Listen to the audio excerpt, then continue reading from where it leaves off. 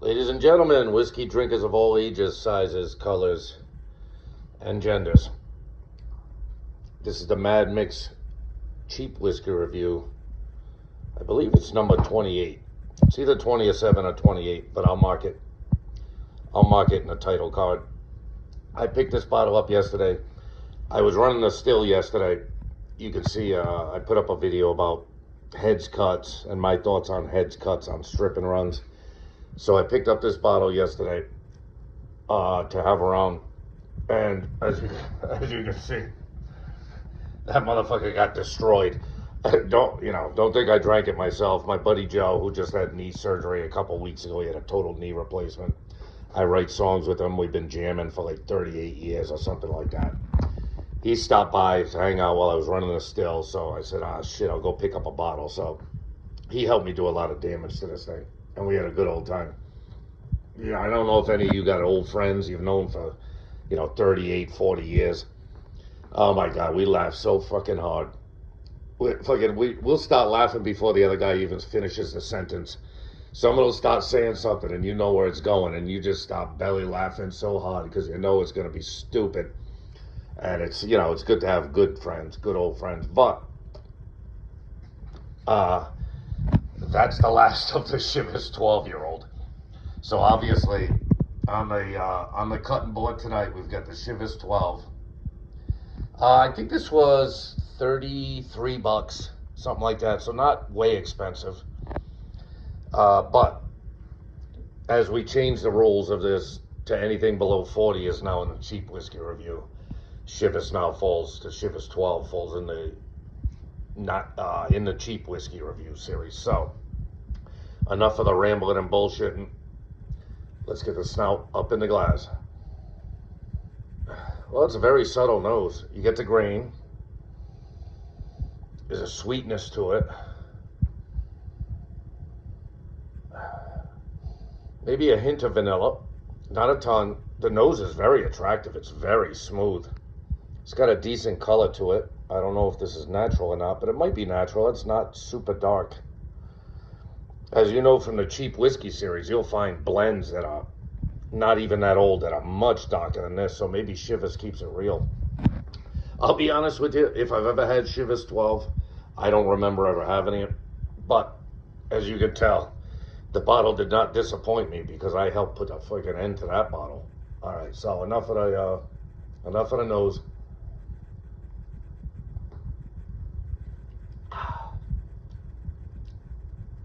Yeah, right off the rip, you get the sweetness, you get the malt. There's no doubt about that. You get the hint of vanilla, yeah. As it goes down on the backside, you get the vanilla, maybe even a little honeyish vanilla, you know what I mean? Very sweet, very pleasant, very approachable. Not a hint of ethanol, really. It's got a little funk to it, too. Like, it's got kind of like a grainy funk on the nose now. Not overpowering, but like a hint of it, like a grassy, grainy note, like a malted barley, barley is obviously a type of whatever, grain obviously, but it grows like grass, but you get that kind of hint of it, a subtle hint of it. It's very good nose, very subtle, very approachable. All right. And then on the palate, you get much the same. You get a little bit of grain, you get a little bit of honey, a little bit of vanilla, and very subtle, very drinkable. It goes down like no tomorrow. As you can tell, it went down like no tomorrow. What do I give Chivas 12? Do I think it's great? Nah. I think for $33 you can get a much more interesting blended whiskey than this. I can get that Grant's. I can get a 175 of Grant's for $27. This was $33 for a 750. So I'm still thinking in the cheap blended whiskey series, blended Scotch, that Grant's blended Scotch whiskey is one of the best. That Monkey Shoulder was better than this too, and I think the Monkey Shoulder was like $1 cheap. I think I paid $32 for Monkey Shoulder. I paid $33 for this, and I can get a 1.75 of the Grants, a huge bottle of the Grants for like $27, $28. I'll give the Chivas 12 about an 8.2, somewhere in there. It's good. It's drinkable. It's not a bad price. I mean, 33 bucks isn't outrageous nowadays for a bottle of whiskey. And Chivas, of course, has a reputation. This one, of course, gets the age statement. It tells you it's 12 years old. So the youngest barrel of whiskey in this blend is 12 years old. So, you know, you're at least getting that much. Yeah, I think about 8.2, maybe 8.3 tops is what I put it at. Is it good?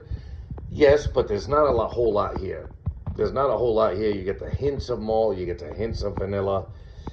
There's no way you're ever going to think that this is a single malt scotch. It's just kind of a smooth blend. It's drinkable, it's sippable, you know, neat. I think this would probably be a better blending, you know, like a mixed drink blending whiskey than if you really wanted a smooth mixed drink with a scotch in it. This probably be a best bet for like a mixed drink type thing.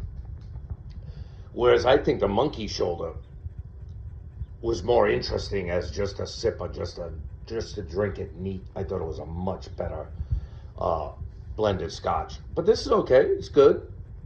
I'm not bad mouthing it. I think it's a good whiskey. Would I buy it again? Probably not. You know what I mean? I think I'd either rather try something different or go back to a tried and true blended scotch that I like a lot better and could probably around the same price or even a little cheaper. So, hey, the Mad Mix cheap whiskey review, number 27 or 28. I'm not sure which one. I'll put it right in the title card. Chivas 12 year. I gave it an 8.2, an 8.3, somewhere in there, and I'll stick with it. You could do a lot worse, but you can do a little better, I think, for this amount of money. It's okay. That's what, you know, it's just kind of meh. You know what I mean? I've had much better blended scotch that has a lot more character to it, you know, a lot more depth to it. This doesn't really get too deep. It's just kind of surface level smoothness, grain, vanilla, honey, approachability. But very good. Like I said, if you're a mixed drinker, if you like to mix your scotch with something, this would be a good choice because it's very smooth. There's no bite to it. This would probably go with anything. You know, throw it in some Coke and it'd probably be delicious. But I prefer to drink my whiskeys neat. So I'm not going to, you know, you're never going to probably see a mixed drink on this channel. I just don't drink mixed drinks. It's not my thing. So with that being said, love yourself. Respect yourself. Love your family. Love your friends. And love cheap whiskey. Be good, my people. I'll see you soon enough.